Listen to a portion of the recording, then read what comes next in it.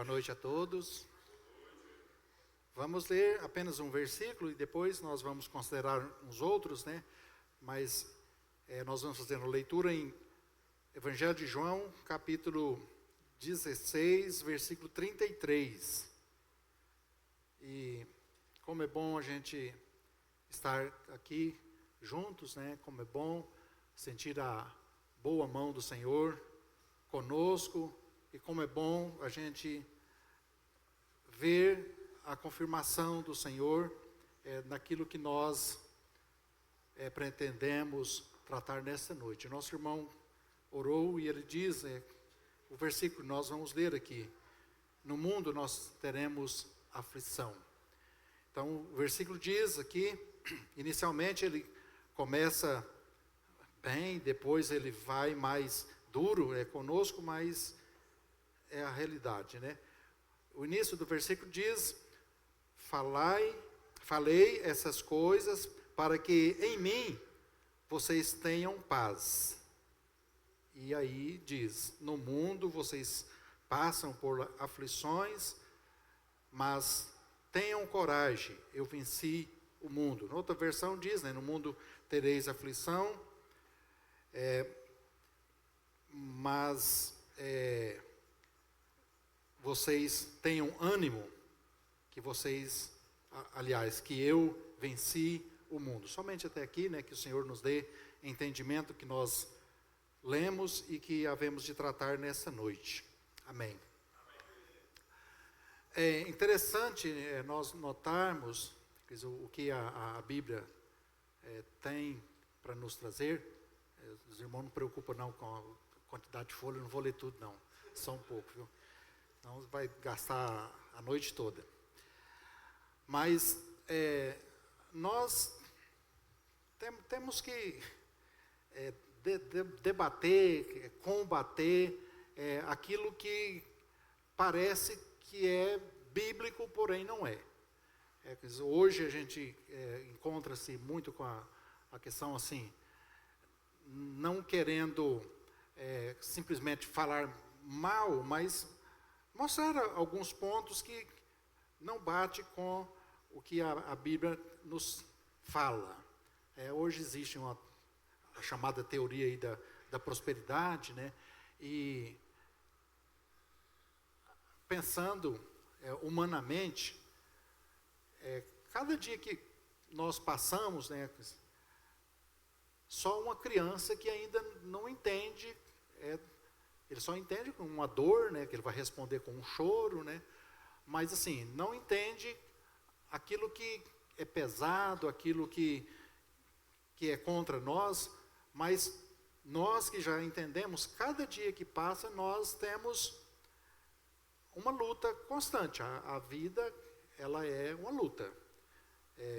Biologicamente, numa fecundação, milhões de espermatozoides vão à busca de um óvulo e apenas um fecunda e forma uma vida. Então, assim, já inicia por aí uma competição.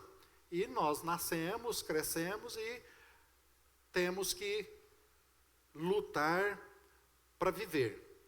Se nós desanimarmos, é muito certo que nós seremos vencidos. Então, mas isso é condição natural do ser humano. Então, o que é que nos agrada?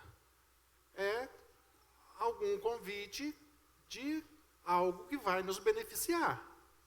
Então, é muito cômodo, se alguém está doente, fala, olha, venha que você vai ser curado. Isso é maravilhoso, é a expectativa de todos. Não vou dizer de alguns, não, é de todos. Ou, se você está precisando de dinheiro, vem que também nós vamos solucionar essa questão. E nós gostamos do bem-estar, nós gostamos do conforto, e isso não tem nada de errado quanto a isso daí. Só que, biblicamente, nós vamos considerar nessa noite essa luta constante, já não mais uma luta natural, é mais uma luta espiritual que nós passamos a cada momento. Então o Senhor está dizendo, olha, no mundo vocês vão ter aflição. E analisando, né, bem ao pé da letra aqui, não está dizendo assim, né, de repente vocês vão passar, ou se vocês fizerem isso, vocês vão passar por aflição. Está dizendo enfaticamente aqui, né, que é preciso, no mundo vocês vão ter aflição. Não está condicionado a nada, está condicionado a estar no mundo. Então, estando no mundo, teremos aflição. Então, assim, já no início do versículo que nós lemos aqui, né, aí o Senhor vem e fala de paz, né, fala assim, olha, falei essas coisas para que vocês tenham paz em mim. E agora ele está dizendo, vocês vão passar por aflição. Não existe nada antagônico aqui, mas chama bem a nossa atenção que nós precisamos entender o contexto que isso vai ocorrer. Quando o Senhor está falando de paz, e aí como a própria Bíblia diz, né, é uma paz que excede todo o entendimento, né, porque nós estamos aqui, e se nós temos a paz em Cristo, olha, veja bem, se nós temos a paz em Cristo, o que importa acontecer amanhã, depois, daqui um pouquinho? É estar em paz. Estou com fome. Não, isso não faz nenhum sentido. Isso é temporário. E até mesmo alguém pode dizer, mas e aquela pessoa que ele vai viver a vida inteira? Por incrível que pareça, é temporário também, né? Porque uma questão aí, é igual alguém brincou, olha, você vai usar óculos, é temporário. A gente fica alegre, né? É até morrer. É temporário, gente, acaba. Vai existir um momento que vai cessar essa questão. Então, agora, o estar com Cristo, aí é que faz toda a diferença. No passado, um servo foi enviado, né, teve a ordenança para ser enviado, e ele diz categoricamente, se o Senhor for comigo, eu vou. Mas se o Senhor não for, eu não vou. Então, era a segurança do quê? De estar com o Senhor. Então, isso que vai fazer toda a diferença. E também estava meditando, existe um versículo que também nós precisamos de mencionar. É que se a nossa esperança, se a nossa expectativa em Cristo for somente nessa vida, não faz sentido nenhum. Não faz nenhum sentido eu ter esperança em Cristo apenas nessa vida. Porque ela é temporária. Ela passa. Mas a nossa expectativa ela deve ser além do físico, além do que está ao nosso redor. Agora, vamos lá também, né? Essa questão da aflição, né? De passar por essas aflições. Está dizendo enfaticamente aqui que nós vamos passar por aflição. Aí alguém fala, então vou buscar, né? Porque isso aí então vou ter que passar, então buscar. Não precisa, viu, gente? Ela já vem automaticamente, então não tem necessidade da gente buscar mais daquilo que já está por vir. Então, elas vêm. Agora, qual que é o efeito, ou qual é o motivo pelas quais elas vêm? Bom, porque para começar, né, nós havemos de entender, e aí nós vamos fazendo um mesclado de Antigo e Novo Testamento, que aqui não é o céu. Aqui não é o céu. Então, se não é o céu aqui, existe imperfeição. Existe resquício ou, na totalidade, a ação do pecado. Que está agindo. E onde tem pecado, tem algo bem desagradável. Porque fala assim, né, que o salário do pecado é a morte. Então, já é o fato de morrer, né? E existe um pensamento também, né? Que, olha aí, filosofia, né? Para morrer, tem que morrer de alguma coisa. Ninguém morre e fala assim, morreu do quê? Do nada? Não, alguma coisa aconteceu com ele. O pessoal não fala que toda morte tem desculpa? O medo matou. Então, foi o motivo. E, então, o que acontece? E aí, entra, até é bom a gente pensar nisso, né? Realmente. Nós somos advertidos quanto a isso. O que o Senhor fala? Que é para a gente não se preocupar com o que vai acontecer. Nós não precisamos de ter essa preocupação, porque essa preocupação levou à morte lá do meu parente e leva mais pessoas também.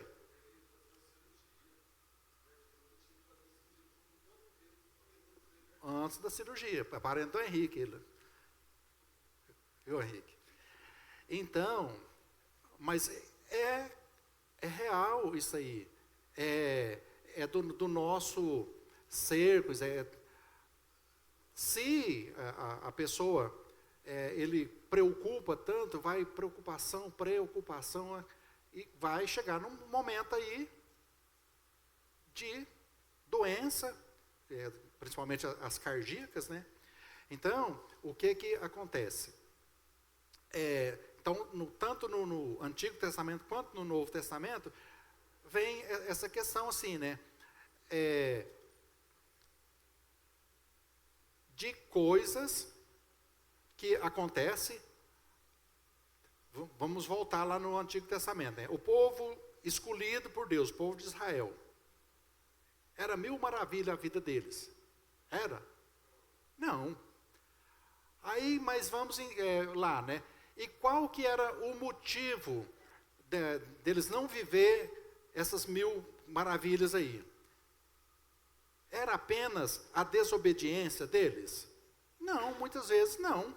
Muitas vezes eles estavam muito bem, não tinha desobediência, mas o exemplo que nós temos é de Jó. Qual que foi o problema de Jó? Qual que foi o pecado de Jó? E Satanás pediu e Deus concedeu a ele, e ele passou por grandes aflições. E teve até uma recomendação, né? A mulher dele diz, amaldiçoa esse seu Deus aí e morre. Mas ele sabia que ele não tinha a necessidade de atribuir a Deus aquele sofrimento que ele estava passando. E olha que ele, assim, ele tinha menos conhecimento que a gente, não tinha a Bíblia ainda. Então, assim, mas ele teve a capacidade de entender que aquilo ali era passageiro e que viria um momento melhor. Mas eu gosto mesmo de pensar em Moisés, Abraão, que eles projetavam algo futuro, algo invisível, de pensar, né, que aquele momento que eles estavam passando ali, né, igual fala, né, o texto lá em Hebreus, fala de que Moisés, ele recusou ser chamado filho da filha de Faraó. Por quê? Porque ele não queria contaminar o seu ser com as iguarias ali. Por quê? Porque ele projetava algo eterno, perpétuo, algo que realmente tem valor. Agora, existe também, né, uma questão, até alguém que escreveu tudo isso aqui, que não fui eu, mas ele colocou o seguinte aqui: quais os motivos que leva à questão da aflição, do sofrimento, por que isso vem na nossa vida? Então, são vários motivos, né? Mas aí foram relacionados alguns aqui. Ele diz do amadurecimento e fortalecimento da fé. Então, assim, para a gente amadurecer, só amadurece se tiver um exercício de fé. Não amadurecemos se tudo vai muito bem, nós não. Mas quando nós passamos por alguns perrengues, aí entra a questão da prova. E, por mais, né, que os alunos pensam que prova é para ferrar, não é. Prova é para aprovar. A pessoa faz ali por quê? Porque ele vai demonstrar que tem conhecimento e ele vai ser aprovado. Nem sempre a gente consegue, eu sei. Mas é justamente isso, que a pessoa vai ser provado porque ele vai ter um reconhecimento que ele conseguiu passar por essa etapa. Tiago 1:2-4 diz: meus irmãos, considerem motivo de grande alegria sempre que passarem por diversas provações. Existe uma palavrinha aqui que chama masoquismo, né? A pessoa que gosta de sofrer, é isso? Então, sim, até parece que é uma expressão dessa aqui, né? Mas ele está dizendo, olha, sempre que vocês passarem por provações, vocês devem ser motivo de alegria, pois vocês sabem que a prova da sua fé produz perseverança. Então, passando pela prova, nós estamos perseverando. Né? Porque se nós nos depararmos com a prova e dizer, não vou fazer, nós não estamos perseverando. Nós estamos retrocedendo e dizendo, olha, não compensa isso. Então, produz perseverança. E a perseverança deve ter ação completa, a fim de que vocês sejam maduros e completos, sem que lhe falte coisa alguma. As aflições, muitas vezes, atuam como o crisol. E eu ia pesquisar sobre o crisol, mas já um tempo eu já tinha lido. Os meninos estão me devendo uma visita lá em casa para me limpar as alianças de vocês, viu? Eu não limpo com o crisol, limpo com Colgate, né? Faz o mesmo efeito, gente. Mas o crisol está relacionado com a prata, que é para dar o brilho nelas lá, né? Então, a fim de que, purificando da impureza e fortalecendo, é na escassez que descobrimos a suficiência de Deus, na fraqueza que experimentamos o seu poder. Isso daqui, gente, é uma realidade na nossa vida. Vou perguntar para o Elias, não, porque o Elias, eu sei que ele é um homem de muita oração. Mas vamos lá, né? Quando é que a gente clama bastante a Deus? Qual situação? Está doente, está sofrendo.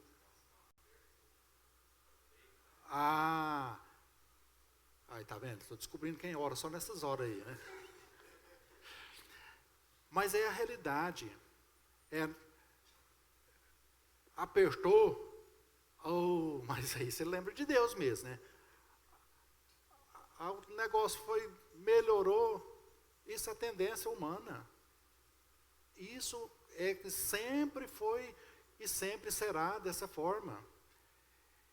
Então, a aflição, ela precisa vir para que nós tenhamos a maturidade. Demonstramos que passamos pela prova. E aí, assim, muito me surpreende a situação de Jó. O livro de Jó começa assim, com tantos elogios, né? E aí, lá no finalzinho, aí assim, pensa, parece que teve um exagero, né, naquela questão, né? Um homem íntegro, reto, temente a Deus. Aí, quando chega lá no finalzinho, ele fala assim, olha, Jó falando, né? Eu te conheci apenas de ouvido.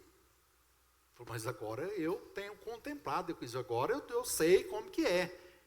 Então, assim, ele teve uma experiência de estar ali, vendo a boa mão de Deus agindo na sua vida.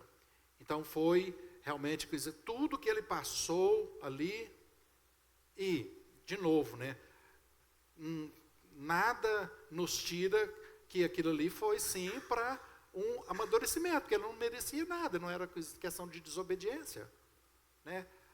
Agora, é claro, né, que nós também temos que pensar, né, que pela a nossa desobediência, nós podemos passar por aflição, mas aí nós estamos procurando, né? E eu já disse que nós não precisamos procurar, que ela vem, de qualquer forma ela vem. Um outro ponto que também foi colocado aqui, foi testemunho e glória de Deus. Então, nosso sofrimento que nós passamos, ele pode remeter ao testemunho e glória de Deus. Em João 9, tem lá o cego, e aí aquele questionamento, né? Por que ele é cego? Quem que pecou? Foram os pais? Foi ele mesmo? E então fica aquela questão ali, né? E aí o Senhor responde, né? Nem ele pecou, nem seus pais, mas isso aconteceu para que a obra de Deus se manifestasse nele. A cura subsequente não apenas beneficiou o homem, mas glorificou a Deus. Eu sei que, de novo, né, ninguém quer sofrimento. E não precisa de querer, né, de novo. E às vezes ele vem até em determinadas pessoas que aí a gente questiona, será por que aconteceu aquilo ali? E eu tenho na minha mente um irmão, né, que eu vou mencionar, mas ele foi muito conhecido no nosso meio. Pensa numa pessoa calma, uma pessoa bondosa, amorosa, e assim, do nada, um câncer na pessoa, e rapidamente aquele irmão foi definhando, e rapidamente também faleceu. E numa das minhas poucas visitas, porque o tempo foi curto, me deparei com aquele homem ali, e como o Paulo Magri sempre costuma dizer, né? Eu não levei conforto para ele, eu saí confortado pela atitude dele ali. E fui pensar, né, comigo, né? Por que será que aconteceu aquilo? E me veio à mente assim, nada mais é para glorificar a Deus, porque se de repente se fosse comigo, eu iria blasfemar, eu iria ficar revoltado, nervoso, mas aquele homem não, ele simplesmente aceitou, mas aí volta naquilo que a gente já iniciou dizendo, né? Dizendo dessas aflições. Por quê? Porque o nosso alvo, a nossa pátria, não está aqui. E se nós temos essa visão dessa pátria lá, compensa o que nós vamos passar aqui, todo o sofrimento, zelando glorificando pelo nome de Deus. Então, em muitos momentos, né, também uma questão que eu lembro do texto que tem aqui, foram os discípulos estavam presos, né, e apanharam a noite inteira.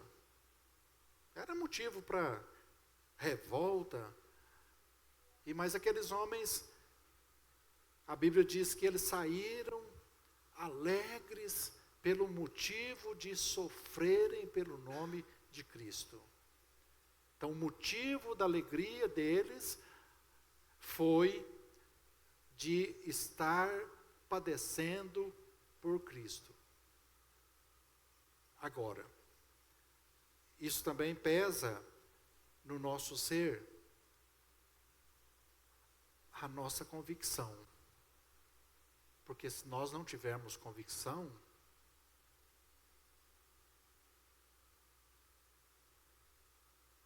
agora, se eu tenho a convicção que esse sofrimento,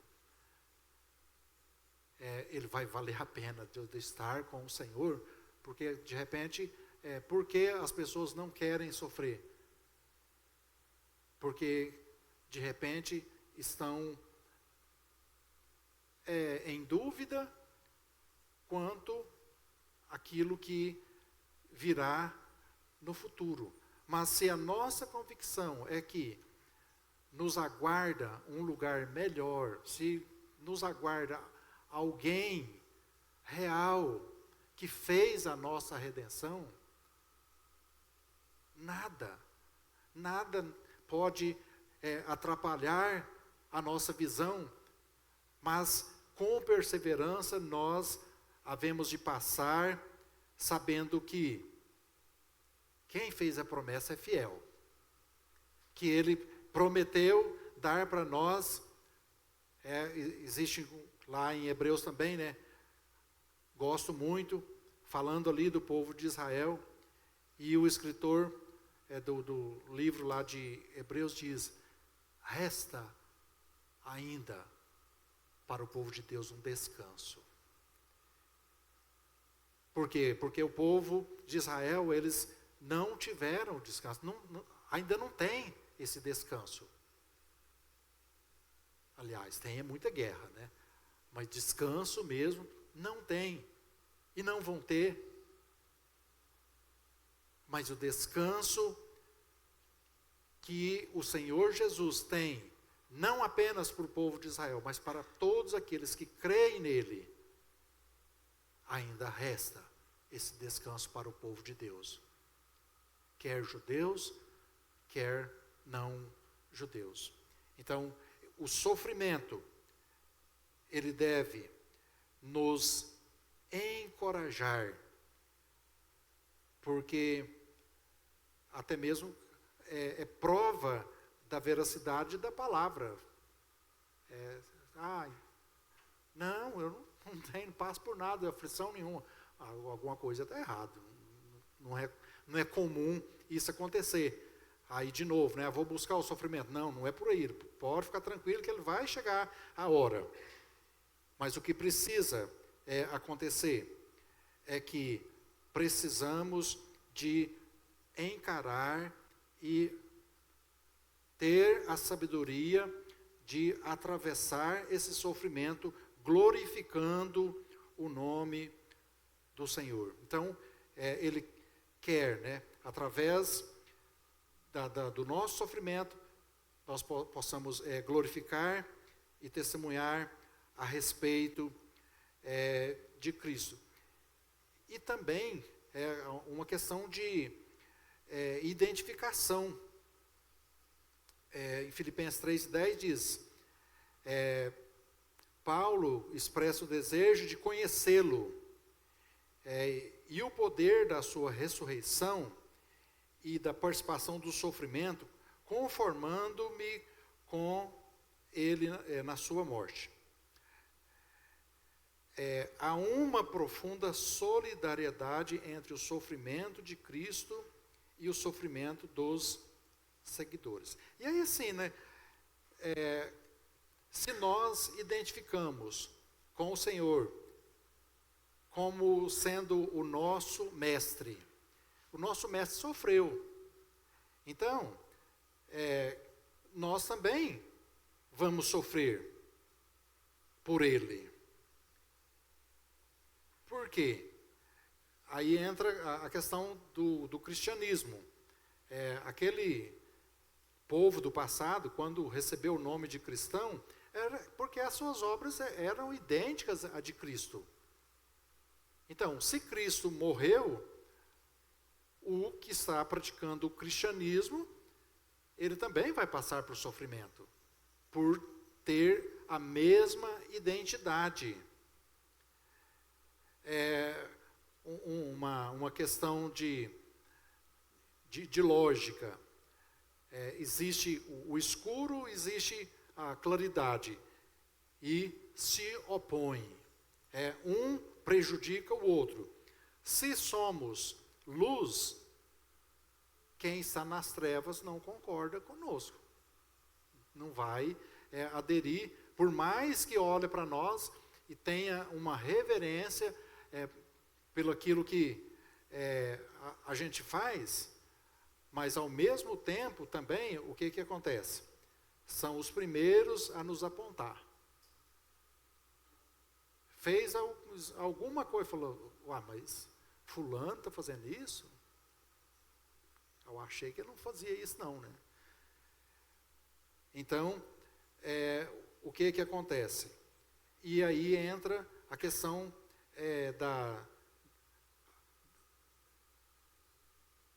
da forma de oprimir a pessoa. Em muitos negócios, principalmente, as pessoas, talvez ele quer usar de má fé conosco, e aí ele entra com a Bíblia, né? Ele fala, mas você não pode fazer isso, você é crente? Então, o que acontece? E muitas vezes, né, nós precisamos perder para não blasfemar do bom nome de Deus. É bom perder? Quando o Brasil perdeu, todo mundo ficou satisfeito? Não, os argentinos ficaram, gente. Agora nós não, né? Então, mas o que acontece? Nós até cantamos, Quando se ganha é que se perde, ou quando se perde é que se ganha. Foi isso que nós cantamos ali? E a Bíblia fala, que o perder, muitas vezes, ele é ganhar. O que a Bíblia diz a respeito fala, olha, se alguém te tomar a capa, o que você tem que fazer? Dá a túnica também. Se te obrigar a caminhar 1 milha, fala, agora apelei, vamos 2, né? Você vai. Então, é uma coisa que, é fácil isso? Não, de forma alguma. Mas, se nós não tivermos o propósito de glorificar, nós não vamos passar, nós não vamos ser aprovados através dessas provas. E esses sofrimentos, que vão acontecer, inevitável que eles aconteçam, nós precisamos, de novo, de ter a nossa convicção firmada, não em nós mesmos, mas em Cristo, de saber que tudo isso passa e que eu não estudei, mas os irmãos devem lembrar, que no lugar de descanso, haverá várias medalhas, vários prêmios, várias coroas. E uma das coroas vem pela perseverança, vem pelo o firme propósito de servir a Deus, de saber que nós estamos nessa caminhada, nós estamos atravessando aqui, precisamos glorificar o nome de Deus através das nossas vidas, mas sabendo que nós havemos de receber uma recompensa. Então, faz todo sentido para nós nós buscarmos servir a Deus sabendo que Ele é fiel para cumprir tudo quanto Ele tem prometido nas nossas vidas. Ele quer dar para nós o melhor. Ele quer dar para nós descanso verdadeiro. Ele quer nos proporcionar a eternidade. E quão bom é nós pensarmos assim, que encerrando a nossa jornada aqui, nós não tenhamos nada que compromete a nossa integridade. Chegar diante de Deus com nenhum sentimento de ter falhado, mas de ter dado o melhor para o Senhor. E ver aquele que fez tudo por nós, sem nenhuma reserva. Então, essa deve ser a nossa expectativa, e esse deve ser o nosso combustível para prosseguir a nossa jornada. Porque se nós olharmos para tudo quanto nos cerca e pensar, que a nossa vida ela é cheia de altos e baixos, muitas vezes mais no baixo do que no alto, mas de pensar que um dia nós vamos deixar essa vida terrena aqui e vamos estar na presença de Deus eternamente. Aí sim, aí lá a descrição da presença do Senhor, ela é muito diferente do que nós temos aqui. E lá diz, que toda lágrima será enxugada. Ali não há necessidade da eletricidade para clarear, porque o próprio Deus estará ali iluminando tudo. Não teremos doença, não teremos aflição, não teremos ansiedade. Então, se a nossa expectativa está nesta realidade, que aguarda todo aquele que tem crido em Cristo Jesus, nada nessa vida vai comprometer a nossa caminhada, nada vai abalar a nossa fé. Nós encontramos Paulo falando de muitos motivos, Ele falou, quem nos separará do amor de Cristo? E ele começa a dizer de algumas coisas legítimas, É a fome, é a nudez. E ele termina dizendo, nenhuma dessas coisas pode nos separar do amor de Cristo. Então que temos que usar em nós esta visão, porque precisamos de ter essa visão primeiro, de enxergar o porvir. Fica muito mais fácil. Alguém disse, e com isso nós terminamos, disse que alguém chegou na liderança e disse, olha, eu estou saindo dessa igreja. Mas por quê? Não dá para ficar aqui não. Mas por quê? Todo mundo fica me olhando e assim, não está dando, eu estou sentindo que... Aí ele falou, olha, vou te dar um copo d'água. E você vai dar uma volta aqui. E o copo vai estar bem cheinho, não pode derramar água não. Aí a pessoa pegou o copo e saiu. Deu a volta, quando ele chegou aqui, ele falou, e aí? Ele falou, e aí o quê? entendi nada, né? Falou, a água derramou? Não, derramou não.